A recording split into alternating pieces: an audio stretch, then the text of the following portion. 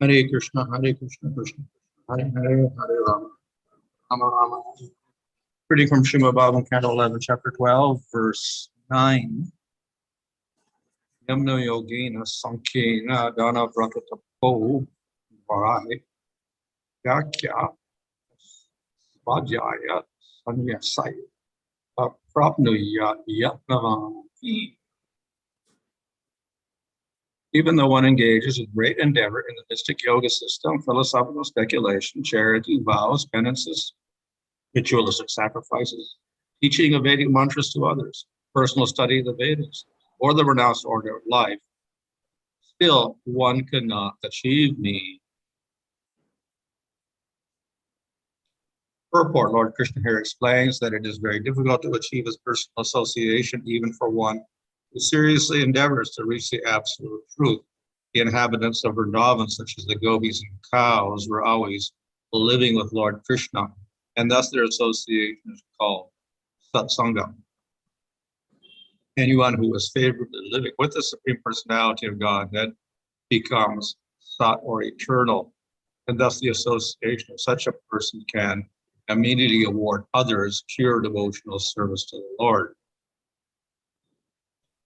There is an austerity called Chandrayana, a fast in which one's intake of food is diminished to one mouthful each day as the moon wanes, and increase in the same way as the moon waxes. Similarly, there are painstaking ritualistic sacrifices and grueling studies of the Sanskrit Vedic mantras, which one may also teach to others. All these tedious activities cannot award the highest perfection of life unless one gets the causeless mercy of the pure devotees of the Lord, as stated in the first canto of Srimad Bhagavatam. Dharma sunishita pomsam vishvasena dasaya pada yet yati strong. The occupational duties a man performs according to his own position are only to so much useless labor if they do not provoke attraction for the message of the personality Godhead. So, the topic now has been bhakti or devotional service. இப்பொழுது நாம் எடுத்துக்கொண்டிருக்கிற தலைப்பு பக்தி அல்லது பக்தி சேவை. And previously it was stated that all sorts of people have attained the Lord. இதற்கு முன்பு எல்லா வகையான மக்களும் பகவானை அடைந்தார்கள் என்று கூறப்பட்டது. And that was by the mercy of the Lord and the devotees. அது அனைத்தும் பகவான் மற்றும் பக்தர்களின் கருணையாலேயே நிகழ்ந்தது. And previous to that, all other processes were also mentioned. அதற்கு முன்பு இதர பகவானை அடையக்கூடிய வழிமுறைகளும் கூறப்பட்டன. Some of those processes are from karma yoga or jnana yoga or ashtanga yoga. அவை கர்ம யோகம், ஞான யோகம், அஷ்டாங்க யோகம் இந்த பல வகைகளை பட்டன. So, nevertheless, it was pointed out that finally the main process is bhakti. ஆனாலும் இறுதியில் பக்தியே சரியான வழிமுறை என்று உறுதிப்படுத்தப்பட்டது. And the other processes, though they may be performed, are secondary to that. இதர வழிமுறைகளை நாம் செய்யலாம் என்றாலும் கூட அவை இரண்டாவது தரமாகவே கருதப்பட வேண்டும். So secondary in the sense that the main effort is put into bhakti. இரண்டாம் தரம் என்று சொல்லும் பொழுது நமது முக்கியமான முயற்சி பக்தியில் இருக்க வேண்டும் என்பதை பொருள். And also that we do not become contaminated by the other desires that may appear by performing these other processes. மேலும் இதர வழிமுறைகளை பின்பற்றும் பொழுது நம் மனத்தில் தேவையற்ற ஆசைகள் உண்டாகலாம். அவற்றை நாம் தவிர்க்கவும் முயற்சி செய்ய வேண்டும். So if one performs karmas, there is a possibility one will become attracted to material gain or loka. உதாரணமாக கர்ம காண்டத்தை பற்றிய செயல்களை நாம் செய்யும் பொழுது பௌதிகமான இச்சைகள் நம் மனத்தில் தோன்றலாம். And if one practices jnana, then one will be attracted to impersonal liberation. ஞானத்தை பின்பற்றும் பொழுது ஒருவன் அருவ முக்தியை நாடலாம். So in practicing these, even as secondary processes, one has to be careful that these desires do not arise. எனவே இவற்றை இரண்டாம் தரமாக பயிற்சி செய்யும் பொழுதிலும் கூட ஒருவனுக்கு அதிக கவனம் தேவை. தான் வழி தவறி போகக்கூடாது என்பதில். Why would these other desires arise? இந்த இதர ஆசைகள் ஏன் எழுகின்றன? And the reason is that karma yoga focuses on increasing your enjoyment and going to svargaloka. காரணம் என்னவென்றால் கர்மயோகம் உங்களுடைய பௌதிக அனுபவங்களை சுகங்களை அதிகரிக்கவும் உங்களை சொர்க்கலோகத்திற்கு அனுப்பவும் வழிவகுக்கிறது. And jnana yoga concentrates on realizing impersonal Brahman. ஞான யோகமோ அருவ பிரம்மனை உணர்வதற்கு வழிவகுக்கிறது. So naturally, if we do these processes, we may get influence to also develop these goals. எனவே இவற்றை பின்பற்றும் பொழுது இவற்றின் ஆதிக்கத்தில் வந்து நாமும் இத்தகைய இலக்குகளை ஏற்க நேரிடலாம். So the devotee, when he practices these other processes, make sure that the goal is Supreme Lord. எனவே இவற்றை பயிற்சி செய்யக்கூடிய ஒரு சாதகன் என்னுடைய உண்மையான இலக்கு பகவானே என்பதில் தீவிரமாக இருக்க வேண்டும். Even though that is not the goal for other people who practice. உண்மையில் பார்ப்போமானால் அந்த இதர வழிகளை முயற்சி செய்பவர்களுக்கு அது இலக்காக இருப்பதில்லை. So on the other hand, if we omit bhakti, then all these other processes are useless. ஆனால் நாம் பக்தி செய்து வருவோமானால் இந்த இதர வழிமுறைகள் எந்த பயனும் அற்றவை. So therefore, within karma yoga, there is worship of the Lord. There is some bhakti there. கர்மயோகத்திற்குள்ளும் பார்ப்போமானால் சிறிது பக்தி பயிற்சி இருக்கிறது. And within jnana, there's also worship of the Lord. ஞானத்திற்குள்ளும் பகவானை வழிபடுவது அமைந்திருக்கிறது. However, usually that worship is for attaining real goals or liberation. ஆனாலும் அத்தகைய பக்தி வழிமுறைகளும் முக்தி அடைவதற்கே நமக்கு வழிகாட்டுகின்றன. So we cannot equate it with pure bhakti. எனவே அதில் அமைந்துள்ள பக்தியை நாம் தூய பக்தியோடு ஒப்பிட முடியாது. So a person who has graduated to the level of pure bhakti, he will have less interest in karma yoga or jnana yoga or ashtanga yoga. தூய பக்தி என்னும் அளவிற்கு முன்னேற்றம் அடைந்துள்ள ஒரு பக்தனுக்கு கர்ம ஞான அஷ்டாங்க யோக வழிமுறைகளில் ஆர்வம் இருப்பதில்லை. The goal of these systems is something else. ஏனென்றால் இவற்றின் இலக்கு வேறாக இருக்கிறது. And even the bhakti in these systems is contaminated. அதன் காரணமாக அவர்கள் அனுசரிக்கக்கூடிய பக்தியும் களங்கமுற்றதாக இருக்கிறது. So therefore the devotee concentrates on the process of pure bhakti. எனவே ஒரு பக்தன் தன்னுடைய கவனம் முழுவதையும் தூய பக்தியிலேயே செலுத்துகிறான். So if one cannot do pure bhakti, then second best is mixed bhakti. தூய பக்தி செய்ய இயலாதவர்களுக்கு இந்த கலப்பு பக்தி இரண்டாம் தரமாக பரிந்துரைக்கப்படுகிறது. To do bhakti is the main process. It's better than making it secondary process. பக்தியை முக்கியமான வழிமுறையாக கொண்டு அதை இரண்டாம் தரமாக தள்ளிவிடாமல் இருக்க வேண்டும். So it can be the main process, but it may be mixed. பக்தி முக்கியமாக பாதையாக அவன் எடுத்துக்கொண்ட போதிலும் அது கலப்படமாக இருக்கக்கூடும். That is, when we perform the bhakti, we have desires for material enjoyment or desires for liberation. அதாவது பக்தியை செய்து வரும்பொழுது அவனுக்கு பௌதிக சுகங்களை அனுபவிக்கவோ அல்லது முக்தி அடையவோ ஆசைகள் இருக்கலாம். So that also is not the best. The best is pure bhakti. ஆனால் அதுவும் தூய பக்தியை போல சிறந்தது அல்ல. So it's the Bhagavatam is promoting pure bhakti. Bhagavatam தூய பக்தியை நமக்கு அறிவுறுத்துகிறது. And these other processes, if they are practiced, must be secondary.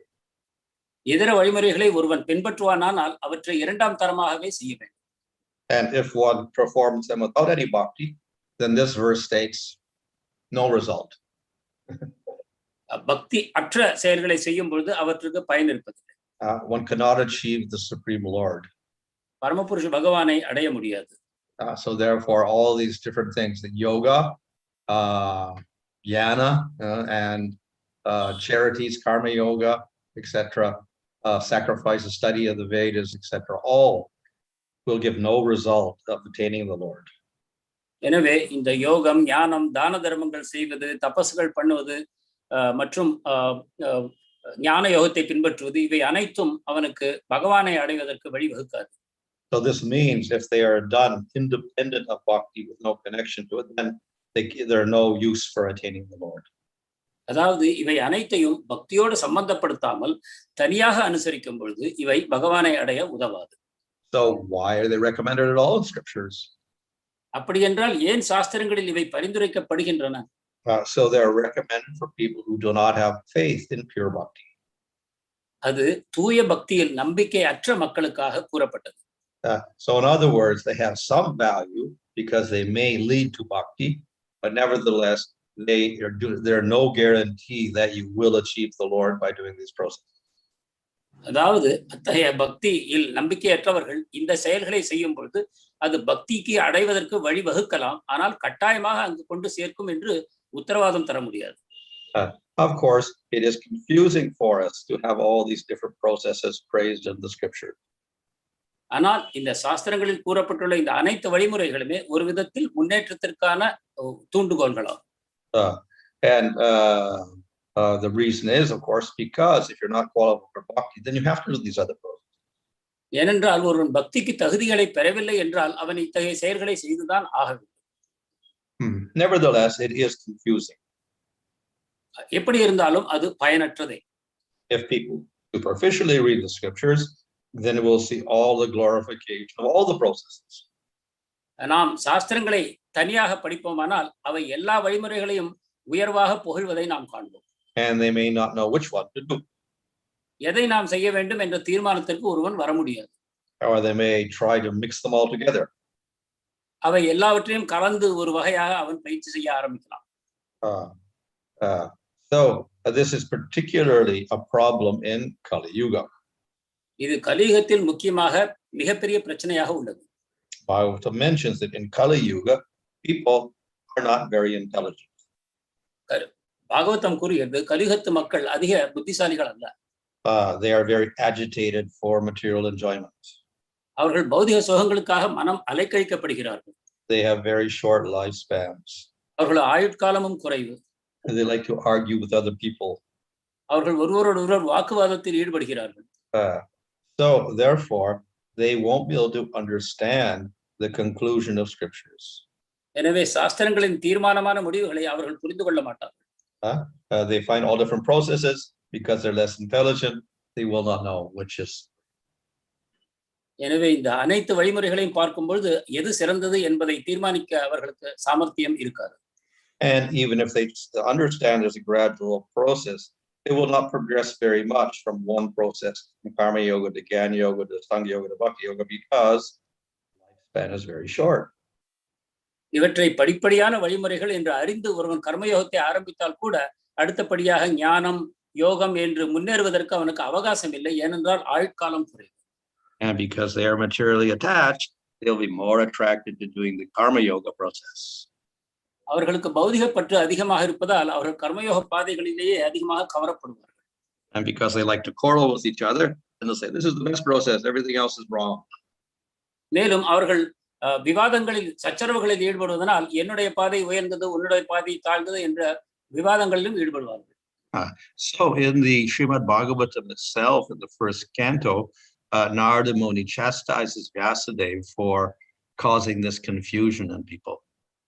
எனவேதான் பாகவதம் முதல் ஸ்கந்தத்திலேயே நாரத முனிவர் வியாசதேவரை கடிந்து கொள்கிறார், மக்களுக்கு இத்தகைய குழப்பத்தை உண்டாக்கியதற்காக. And he advised Vyasadeva to write the Bhagavatam to make things clear. அவருக்கு பாகவதத்தை எழுதுமாறு தூண்டினார், அதன் மூலமாக இந்த குழப்பத்திலிருந்து மக்களுக்கு தீர்வு கிடைக்கும். So Bhagavatam concludes that don't do anything except bhakti. Bhagavatam பக்தியை தவிர எதையும் செய்ய வேண்டாம் என்று தீர்மானமாக கூறுகிறது. And if you have to do them secondary. இதர பாதைகளை பின்பற்ற வேண்டுமானால் அவற்றை இரண்டாம் தரமாகவே செய்ய வேண்டும். This of course is assuming that people will develop faith in bhakti. இதற்கு பின்னால் மக்கள் பக்தியை ஏற்றுக்கொள்ளக்கூடும் என்ற ஒரு நம்பிக்கை அடிப்படையாக இருக்கிறது. So as I mentioned, the other processes are there for people that don't have faith in bhakti. ஆனால் நான் கூறியபடி இதர பாதைகள் அவற்றில் ஒரு சக்தி இருக்கிறது, படிப்படியாக அவை நம்மை பக்தியில் இணைக்கக்கூடும். So how can everybody practice bhakti in Kali Yuga? எனவே எவ்வாறு அனைவரும் பக்தியை கலியுகத்தில் பயிற்சி செய்ய முடியும்? So we can answer, well, the preachers go out and preach, and therefore this way they can make everybody develop faith, become qualified. நாம் கூறலாம், பிரச்சாரகர்கள் எங்கும் சென்று மக்களுக்கு போதிக்கிறார்கள், அதன் மூலமாக அவர்கள் பக்தி பாதைக்கு வரலாம் என்று. Nevertheless, we also say, don't preach to the faithless people. ஆனாலும் கூட நாம் சொல்கிறோம் விசுவாசமற்ற மக்களுக்கு பிரச்சாரம் செய்ய வேண்டாம் என்று. So therefore direct preaching also is limited. எனவே நேரடியாக போதனை செய்வதும் கூட அதற்கு ஒரு வரையறை இருக்கிறது. But then we also see that Bhagavatam is for all the people of Kali Yuga, and Chaitanya Mahaprabhu also is for all the people of Kali Yuga. ஆனாலும் கூட ஸ்ரீமத் பாகவதம் கலியுகத்து மக்கள் அனைவருக்குமாக பொது என்றும் சைத்தன்ய மகாபிரபுவும் கலியுகத்து மக்கள் அனைவருக்கும் பொதுவானவர் என்றும் கூறப்படுகிறது. Yeah, so Chaitanya Mahaprabhu desires to give the process of bhakti to all the people of Kali Yuga. எனவே சைத்தன்ய மகாபிரபு கலியுக மக்கள் அனைவருக்கும் இந்த பக்தி பாதையை வழங்க வேண்டும் என்று நமக்கு அறிவுறுத்துகிறார். In spite of the fact that nobody is qualified. அனைவருக்கும் தகுதி இல்லை என்ற போதிலும் சைத்தன்ய மகாபிரபு இதை பரிந்துரைக்கிறார். Yeah, so at the end of the Bhagavatam it says there Kali Yuga is an ocean of faults. எனவேதான் பாகவதம் இறுதியில் கூறுகிறது கலியுகம் முழுவதும் களங்கங்கள் நிறைந்தது. So you're not going to find qualified people for bhakti in Kali Yuga. எனவே பக்திக்கு தகுதி பெற்ற மக்களை இங்கு காண்பது அரிது. But the Nam Sankirtan has become the Yuga Dharma, the process for the people. ஆனாலும் கூட நாம சங்கீர்த்தனம் யுக தர்மமாக அனைவரும் பயிலக்கூடிய முறையாக அமைந்திருக்கிறது.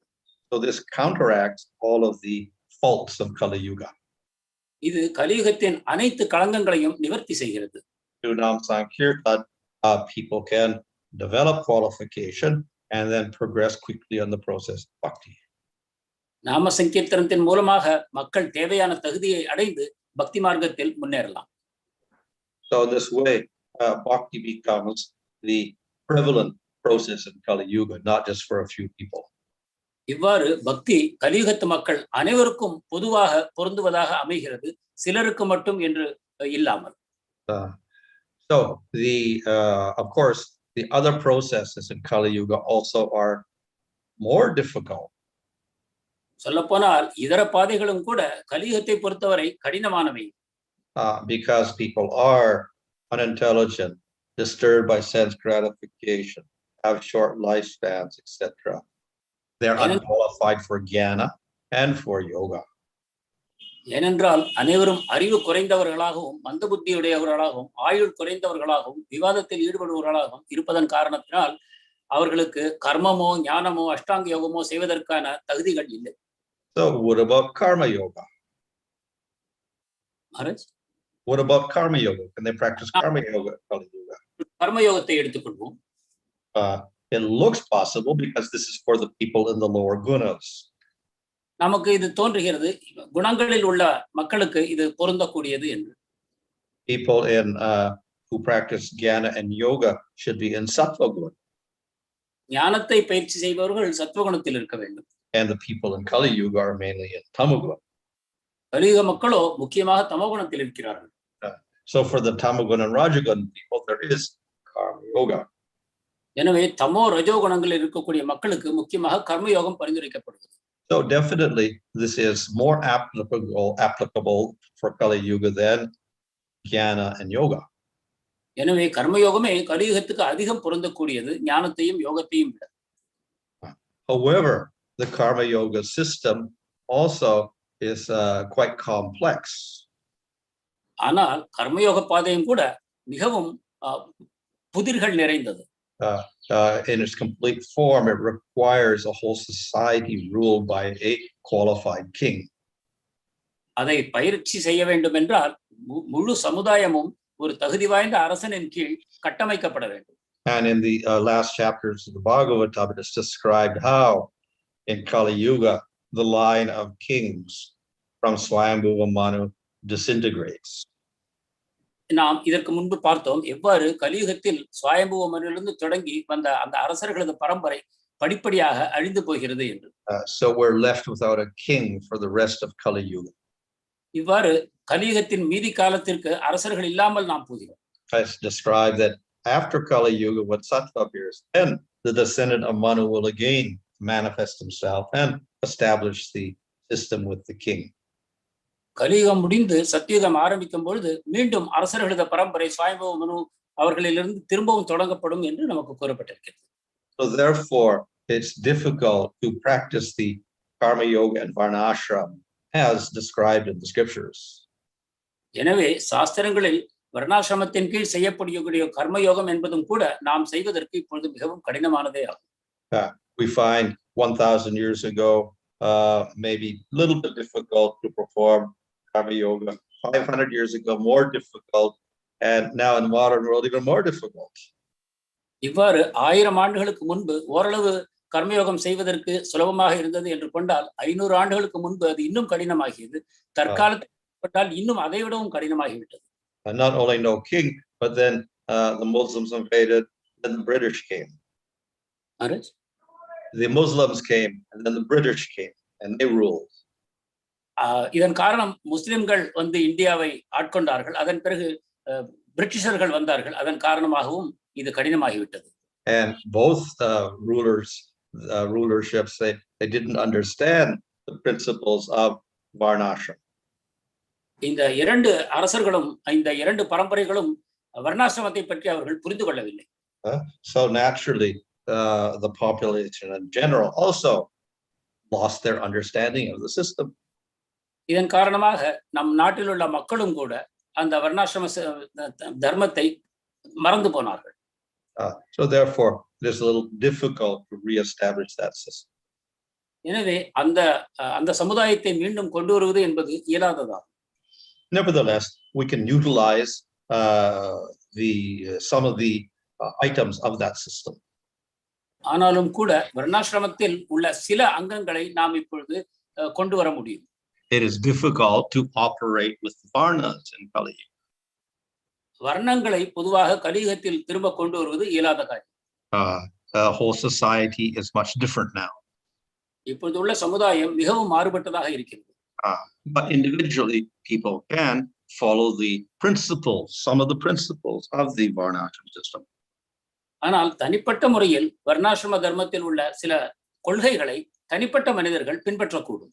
So there are rules of conduct for people in different varnas. வேறு வர்ணங்களில் இருப்பவர்கள் எத்தகைய செயல்களை செய்ய வேண்டும், எவ்வாறு நடந்து கொள்ள வேண்டும் என்பதற்கு சட்ட வழிமுறைகள் இருக்கின்றன. And some of these rules apply to all of the varnas. அவற்றில் உள்ள சில சட்டங்கள் அனைத்து வர்ணங்களுக்கும் பொருந்தும். So at least we follow the common principles. எனவே அனைத்து வர்ணங்களுக்கும் பொருந்தக்கூடிய சட்டங்களையாவது நாம் பின்பற்றலாம். And in this way we avoid the major sinful activities. இதை செய்வதன் மூலமாக மிக பெரும் பாவச் செயல்களிலிருந்து நாம் நம்மை காத்துக்கொள்ள முடியும். And as we advance in bhakti, then we're able to follow even the rules of the brahmana. நாம் பக்தியில் முன்னேற்றம் அடையும் பொழுது பிராமணர்களுக்காக கொடுக்கப்பட்ட சட்டங்களையும் நாம் பின்பற்றும் சக்தி நமக்கு கிடைக்கும். So following these rules sets a little bit of a guideline for our control of our senses. நாம் இந்த வழிமுறைகளை பின்பற்றும் பொழுது படிப்படியாக நமது புலன்களை அடக்கவும் நமக்கு வழிமுறை கிடைக்கும். And in this sense, then, that the rules of the varnashram are helpful for advancement in bhakti. இவ்வாறு வர்ணாசிரமத்தின் தர்மங்கள் கொள்கைகள் கூட நாம் அந்த ஆன்மீக நிலையை அடைவதற்கு உதவுகின்றன. If we don't have any rules, it's very difficult to control the senses. நாம் எத்தகைய சட்டங்களையும் விதிமுறைகளையும் பின்பற்றவில்லை என்றால் புலன்களை அடக்குவது இயலாத காரியம். If we have a definite rule, then we say, oh, this is right, this is wrong. நமக்கென்று ஒரு சட்டம் இருக்குமானால் ஒன்று சரியானது ஒன்று தவறானது என்று நாம் தீர்மானிக்க முடியும். So therefore, we can control the senses. அதன் காரணமாக நாம் புலன்களை அடக்க முடியும். We may not be able to do it perfectly, but at least we can try if we have that knowledge. அதை முழுவதுமாக செய்யாவிட்டால் கூட நமக்கு இந்த அறிவு இருக்கும் பொழுது நாம் அதற்கு முயலக்கூடும். So therefore, if we have knowledge of the rules of varnashram, what is right and what is wrong, this gives us a nice standard for ourselves. இவ்வாறு வர்ணாசிரமத்தில் உள்ள சட்டங்களை அறிந்து எது சரி எது தவறு என்று நாம் புரிந்து கொண்டால் அதுவே நாம் முன்னேற்றத்திற்கு சரியான பாதையில் செல்ல வழிவகுக்கிறது. So that is the value we can take from all of those rules of the varnashram system. இந்த வர்ணாசிரம கொள்கைகளிலிருந்து இந்த உயர்ந்த பலனை நாம் அடைய முடியும். So similarly, here we have a whole list of things that don't give bhakti and don't make you achieve the Lord if they're done independently, but they have some valuable things in them also. இங்கு ஒரு பெரிய பட்டியலை தரப்பட்டிருக்கிறது. அவை தனிப்பட்ட முறையில் செய்யப்பட்டால் பக்தி பாதைக்கு அவற்றால் எந்தவித துணையும் இல்லை, பகவானை அடைய முடியாது. ஆனாலும் அவற்றிற்கென்று சில பலன்களும் இருக்கின்றன. And so from any of these this list of different systems here, if there is something that is favorable for our bhakti, we can also use that. எனவே இந்த பட்டியலில் தரப்பட்ட ஏதாவது ஒரு விஷயம் நமக்கு பக்திக்கு அனுகூலமாக இருக்கும் என்றால் அதை நாம் எடுத்துக்கொள்ளலாம். Yeah. So therefore, this list is not an absolute condemnation of these processes, but to show that if there's no bhakti there, then they are useless. எனவே இந்த பட்டியலில் தரப்பட்ட பொருட்கள் அனைத்தும் நிந்திக்கப்படுகின்றன, கண்டிக்கப்படுகின்றன என்று பொருள் அல்ல. அவை நமக்கு பக்தி பாதையில் துணை போகும் என்றால் அவற்றை நாம் ஏற்றுக்கொள்ளலாம். Hare Krishna. Hare Krishna, Dandavat Pranam Maharaj. Let me quickly read out some questions to you, Maharaj. The first one from Rao Prabhu. Dandavat Pranams Maharaj. How can occupational activities provoke attraction for the message of love of Godhead if one is not a Brahmana? ஒருவன் பிராமணனாக இல்லாவிட்டால் அவருடைய கர்மாவை அவன் செய்யும் பொழுது அதன் மூலம் எவ்வாறு பக்தி வரக்கூடும்?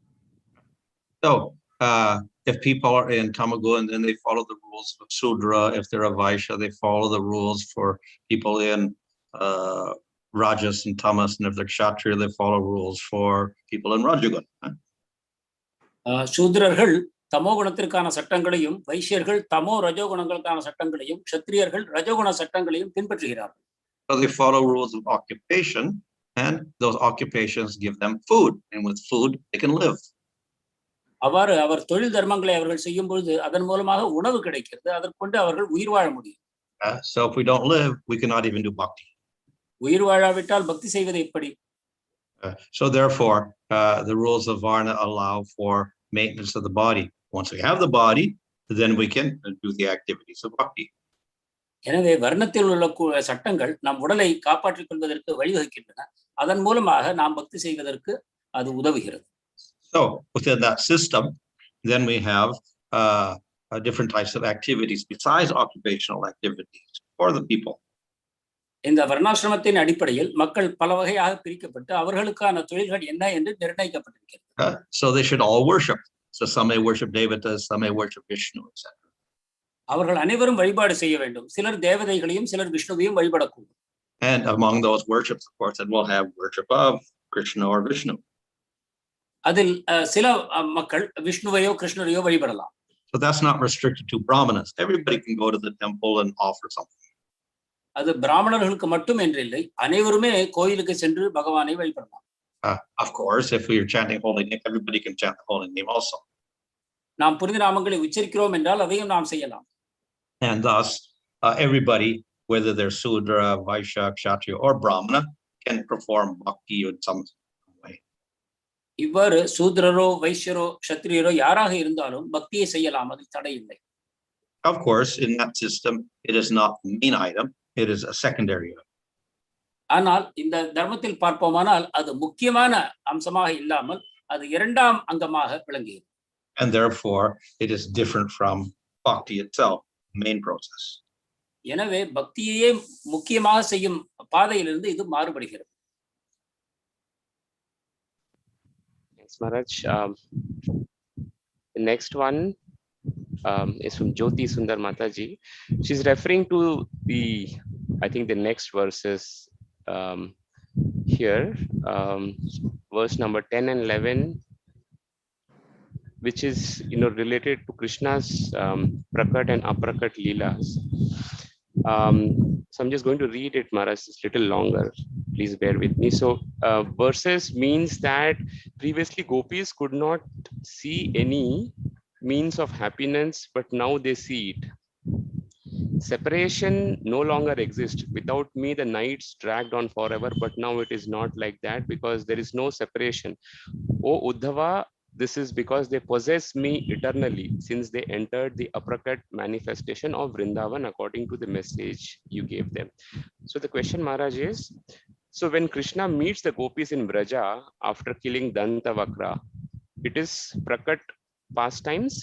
So there is a mix of prakat and aprakat leela. So if you could kindly explain on this, elaborate on this, Maharaj. There is mixture of mixture of Krishna's prakat and aprakat leelas. Because when Krishna comes back to Vraja after killing Dantavakra. Oh, well, that is prakatli. கேள்வி, தந்தவக்ரனை அழித்த பிறகு பகவான் கிருஷ்ணர் விரஜத்துக்கு வந்தார். அப்பொழுது கோபியர்களும் பகவானும் அனுபவித்த அந்த லீலை பிரகட்ட லீலையா அப்பிரகட்ட லீலையா இரண்டும் கலந்ததா? அதற்கு பதில் அது பிரகட்ட லீலையே ஆகும். Later on, he left and went back to Dwarka, and in one form he took all the residents to Aishwarya Goloka, and in another form everybody disappeared and their aprakat leela in Vrindavan. அதன் பிறகு அவர் துவாரகைக்கு சென்ற பொழுது அங்கிருந்த விரஜத்தில் இருந்த மக்கள் அனைவரையும் ஒரு ஐஸ்வர்ய லோகத்துக்கு அவர் அழைத்து சென்றார். அதன் பிறகு அவர்கள் மறைந்து போனார். Thanks, Maharaj. The next one from Sima Sudarshan Prabhu is regarding the second verse of first canto, first chapter Srimad Bhagavatam, Dharma Projita Kaitavotra. It is said that Karma Yoga, Jnana Yoga, Ashtanga Yoga are cheating religions, and only Bhakti Yoga alone is a real religion, as per Srimad Bhagavatam. However, one may argue that only in the purport it is mentioned that Bhakti is the correct process, but it is not mentioned so in the original Sanskrit verse. How to counter this argument? In that particular verse? Yes, Maharaj. Oh, well, if we take the first verse itself is dedicated to worshiping the Supreme Lord and nobody else. பாகவதத்தில் இரண்டாவது ஸ்லோகத்தில் பக்தி பாதையே ஒரே பாதை என்று குறிப்பிடப்படவில்லை, அது உரையில் மட்டுமே இருக்கிறது. அதற்கான மகாராஜ் கொடுத்த பதில் பக்தி பாதையே சிறந்தது என்று முதல் ஸ்லோகத்திலேயே கூறப்பட்டு விட்டது. Of course, that first verse is interpreted in many ways, but it indicates that Krishna is supreme and Radha Krishna are supreme, and the process of worship of Radha and Krishna is supreme. முதல் ஸ்லோகம் பல விதங்களில் உரைகள் எழுதப்பட்டாலும் கூட அது முக்கியமாக கிருஷ்ணரை வணங்குவதே உயர்ந்தது, ராதா கிருஷ்ணரை வணங்குவதே உயர்ந்தது என்று அது நிர்ணயிக்கிறது. And therefore all the other processes that don't lead to Krishna, and they are called cheating. எனவே இதர வழிமுறைகள் அனைத்தும் கிருஷ்ணருடைய வழிபாட்டை கூறாதமையால் அவை ஏமாற்றக்கூடிய வழிமுறைகள் என்று தள்ளப்பட்டன. Maharaj. The next one from Swarna Madhav Prabhu. Hare Krishna Maharaj, you said Kali Yuga Nama Sankirtan is the best method for achieving success. Chaitanya Mahaprabhu says in Sikshashtaka prayer that Lord has invested all his potencies in his holy names. What are the potencies? Kindly explain. சிக்ஷாஷ்டகத்தில் பகவான் நாமத்திற்குள் அனைத்து சக்திகளையும் வைத்திருக்கிறார் என்று சைத்தன்ய மகாபிரபு கூறுகிறார். அந்த சக்திகள் என்ன என்று நீங்கள் கூற வேண்டும். Whatever you can achieve by karma yoga, you can get by chanting the holy name. கர்ம யோகத்தால் நீங்கள் எதையெல்லாம் அடைய முடியுமோ அதை முழுவதும் ஞானத்தினால் அடைய முடியும். Whatever you can get by jnana yoga, like liberation, you can also get by. ஞான யோகத்தினால் நீங்கள் எதை அடையக்கூடியமோ உன்னதமான இலக்காக அதை பக்தியின் மூலமாக அடைய முடியும்.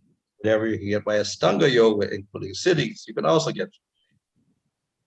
அஷ்டாங்க யோகத்தினால் அடையக்கூடிய சித்திகளையும் நீங்கள் அடைய முடியும். And you can also get prema from the name. அதை தவிர நீங்கள் பிரேமத்தையும் அடைய முடியும். So therefore all results of all processes count.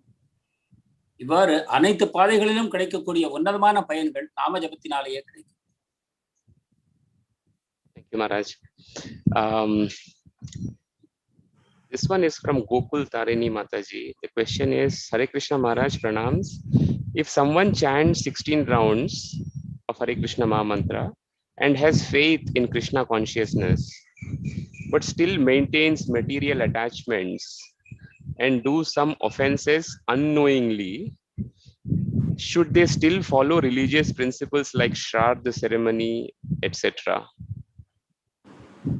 ஒருவர் நாம ஜபம் செய்கிறார், கிருஷ்ணர் மேல் விசுவாசம் கொண்டிருக்கிறார், அதே சமயத்தில் அவருக்கு பௌதிக ஆசைகளும் இருக்கின்றன, சில தவறுகளையும் செய்கிறார், அவர் கர்மகாண்ட விதிமுறைகளை பின்பற்றுவது அவசியமா? One can do all these ceremonies but with no attachment. அந்த கர்மகாண்ட சடங்குகளை அவர்கள் செய்யலாம், ஆனால் பற்றுதல் இல்லாமல் செய்ய வேண்டும். In other words, bhakti yoga fulfills everything, so we really don't have to do them. வேறு விதமாக சொல்ல வேண்டும் என்றால் பக்தி யோகத்தை செய்யும் பொழுது நாம் இதர வழிமுறைகள் எதுவும் நமக்கு தேவையில்லை. but we may do them just to satisfy relatives. அவற்றை நாம் நமது உறவினர்களை திருப்திப்படுத்துவதற்காகவே செய்கிறோம். Thanks, Maharaj. This one is from Kishan Prabhu.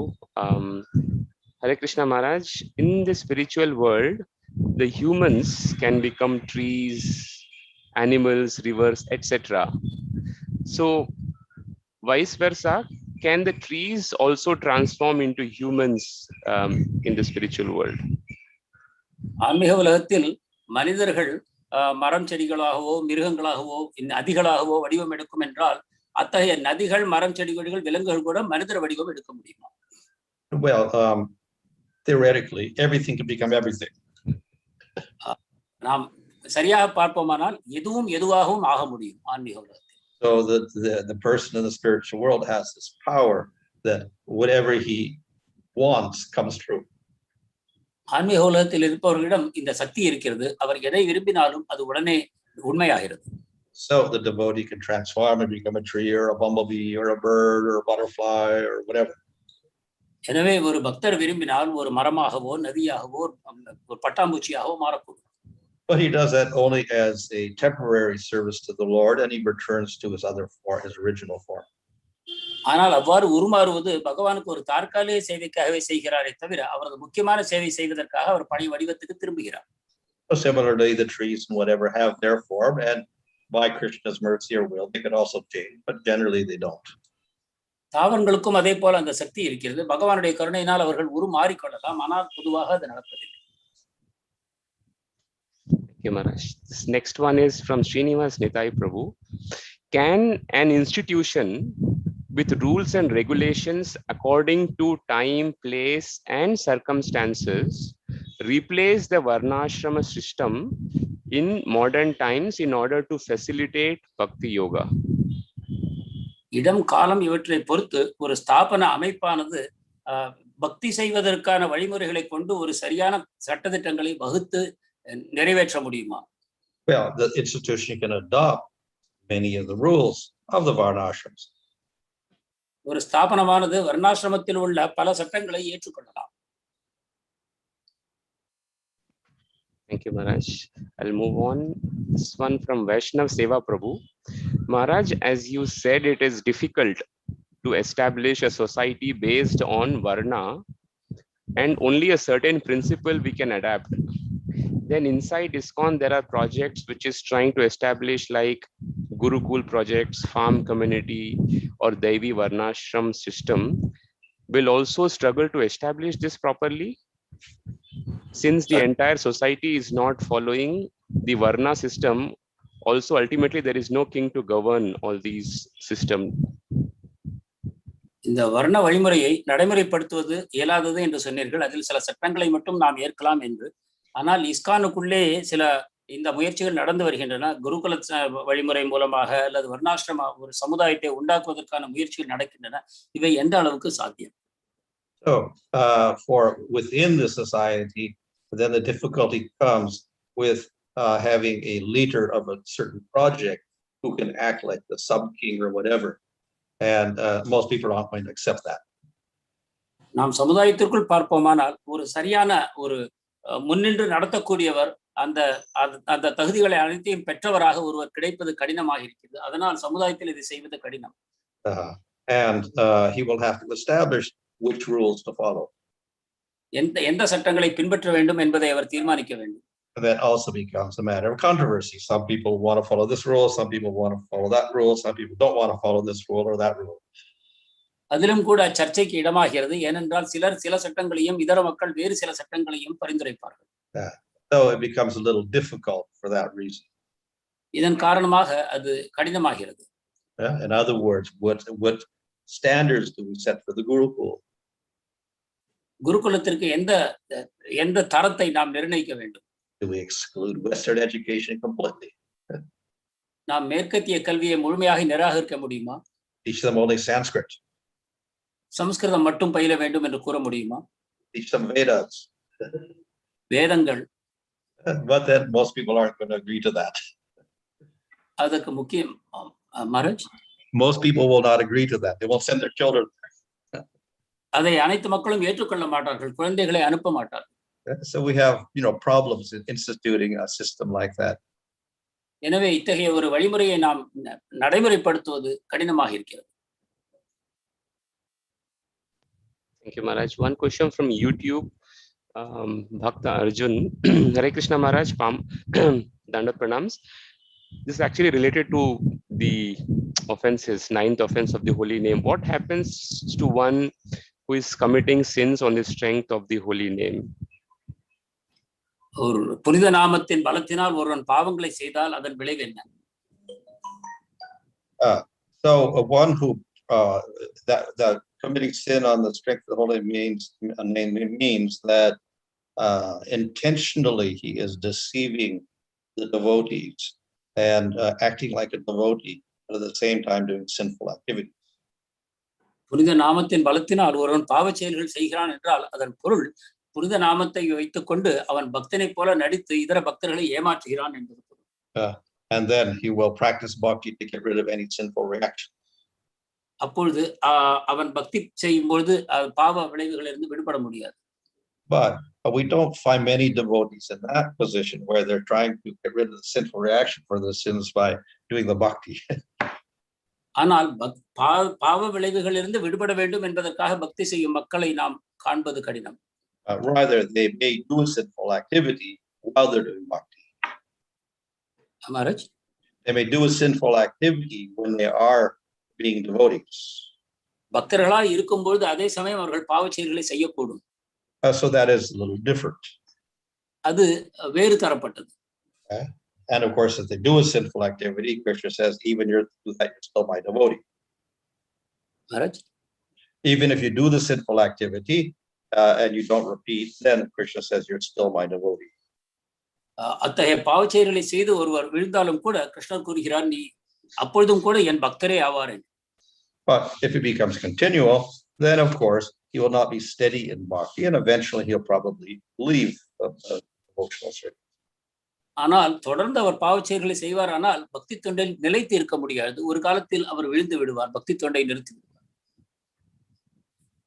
Maharaj, Kalanidhi Prabhu, there is a question in Tamil, 8:33 AM from Krishna Abhimanyu on YouTube. I can't see, Prabhuji. One second, Prabhu. I'll just paste it again. One second.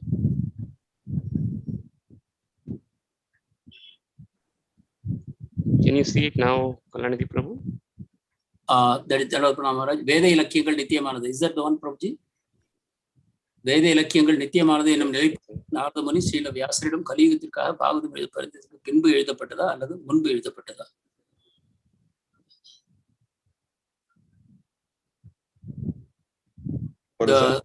Whether the Vedic literature was written by Vyasadev, I don't get it, Prabhu. Okay, Prabhu, if it is not very relevant, not very clear, then probably we can skip it and clarify with that person and come back. Okay, yes, Prabhu. If it is not clear, yeah. There is one last question, Maharaj, just to follow up on this institutions on the principles. The follow-up question is, so for the next generation of ISKCON devotees, what is best to follow bhakti principles or adapt modern education, which means a mix of both? What is recommended for the future devotees of ISKCON, whether they can continue to follow the bhakti path and also adapt the Western system of life, right? Tamil solunga, Prabhu. Tamil life. Sorry, Prabhu. Prabhuji, can you repeat that again? No, the question is the follow-up question, because Maharaj explained about this institutions, rules and all that. The question is, so what is best for the next generation of ISKCON devotees practically? Is that to follow a mix of both, to follow bhakti principles and adapt modern education also? ISKCON அடுத்த தலைமுறைக்கு நீங்கள் எதை பரிந்துரைக்கிறீர்கள்? பக்தி தொண்டையும் செய்து கொண்டு அதே சமயத்தில் தற்கால கல்வி முறையையும் அவர்கள் பின்பற்ற வேண்டுமா? Well, there's always the choice of the parents what they want their children to do. பொதுவாக அவர்களது பெற்றோர்களுடைய விருப்பத்தின்படி அவர்களுடைய கல்வி முறை அமைகிறது. And some may choose a combined system. சிலர் இரண்டையும் இணைத்த விதமாக ஒரு கல்வி முறையை தேர்ந்தெடுக்கலாம். Some may choose a purely Western approach. அல்லது அவர் முழுமையாக மேற்கத்திய கல்வி முறையை பின்பற்றலாம். And some may approve a very Vedic approach. சிலர் முழுமையாக வேதத்தின் பின்பற்றி அவர்கள் கல்வி முறை அமையலாம். But of course we have to see the results of these different things. ஆனால் இந்த வேறு வேறு பாதைகளின் விளைவுகள் என்ன என்பதை நாம் பார்க்க வேண்டும். And if you do a purely Vedic result, probably the child, when he grows up, he will only be qualified to become an archaka in a temple. That's all. இந்த வேத கல்வி முறையை மட்டும் பின்பற்றினால் அவர் இறுதியில் ஒரு அர்ச்சகராக மட்டுமே அவர் தகுதி பெற முடியும். And he will have very little means of supporting himself if he becomes a grihasta. அவர் கிரகஸ்தனாக ஆகும் பொழுது அவர் தன்னை காப்பாற்றிக் கொள்வதற்கு வழிமுறைகள் இல்லாது போகும். Of course, that's what a Brahmana was before, but in the modern world, the Brahmana cannot survive like that. முற்காலத்தில் பிராமணர்கள் அவ்வாறுதான் வாழ்ந்தார்கள். ஆனால் தற்காலத்தில் அந்த வழிமுறையை பின்பற்றி பிராமணர்கள் இருப்பது கடினம். So therefore, we see that even people are raised like that. Generally, they go out and get a job later on. எனவே இந்த வேத கல்வி முறையிலேயே வளர்ந்தவர்கள் கூட பிற்காலத்தில் சென்று வேறு தொழிலுக்கு முயல்வதை நாம் காண்கிறோம். So the only way that would work in the exclusively Vedic system is if the society protected all those people and supported them all. எனவே சமுதாயமானது அவர்களை முழுமையாக பாதுகாப்பு தரும் பொழுதுதான் தூய வேத இலக்கியத்தை மட்டும் மக்கள் பயில முடியும். But that means we have to have a more independent organization that doesn't associate with society and lives separately. இல்லாவிட்டால் அந்த சமுதாயத்திலிருந்து விலகி ஒரு தனியாக இதற்காகவே ஒரு ஸ்தாபனம் நடக்க வேண்டும். But some people also don't want to do that. ஆனால் அதையும் மக்கள் விரும்பவில்லை. Other persons, of course, meaning grihastas, they want to live in the world, the present world. So therefore, they may combine the two systems. கிரகஸ்தர்களாக இருக்கக்கூடியவர்கள் இந்த சமுதாயத்தோடு இணைந்து வாழ விரும்பலாம். எனவே அவர்கள் இந்த முறையை விரும்ப மாட்டார். Maharaj, just one last question. Sorry, I'm being conscious of time. Maharaj, you mentioned that everybody, whether he or she is a Brahmana or not, can go to the temple and worship the Lord. But in Puri, which means in Jagannath Puri, still today the Western devotees are not allowed. Which means Western devotees of ISKCON. Even during Chaitanya's advent, a non-Brahmin was not allowed inside the Puri temple. The question, Maharaj, is why Chaitanya Mahaprabhu did not change this practice? Well, it was not non-Brahmins. Other people went in also. It's just the outcasts who were not even Sudras. They could not go in. கேள்வி என்னவென்றால், நீங்கள் கூறினீர்கள் பிராமணர் அல்லாதவர்களும் கூட கோவிலில் சென்று வழிபடலாம் என்று. ஆனால் பூரியிலோ பிராமணர் அல்லாதவர்கள் அனுமதிக்கப்படவில்லை. சைத்தன்ய மகாபிரபுவும் இந்த வழிமுறையை மாற்றவில்லை. மகாராஜ் கூறிய பதில், பிராமணர் அல்லாதவர்கள் என்பதல்ல, சூத்திரர்களுக்கும் கீழ்ப்பட்ட எந்த வகையிலும் சேராதவர்களுக்கு மட்டுமே அங்கு தடை இருந்தது. For instance, the king is prāpnuyād, so he can go in the temple. He's not a Brahmin. உதாரணமாக அரசர் க்ஷத்திரியரை சேர்ந்தவர், அவர் கோவிலுக்கு சென்று கொண்டிருந்தார், அவருக்கு தடை இல்லை. So it was only restricted to people who were not even Sudra. They could not go. எனவே சூத்திரர்களும் அல்லாத அதையும் தாழ்ந்தவர்கள் மட்டுமே உள்ளே செல்ல அனுமதிக்கப்படவில்லை. I guess that's it for today, Maharaj. Thank you for your time. Thank you, Maharaj.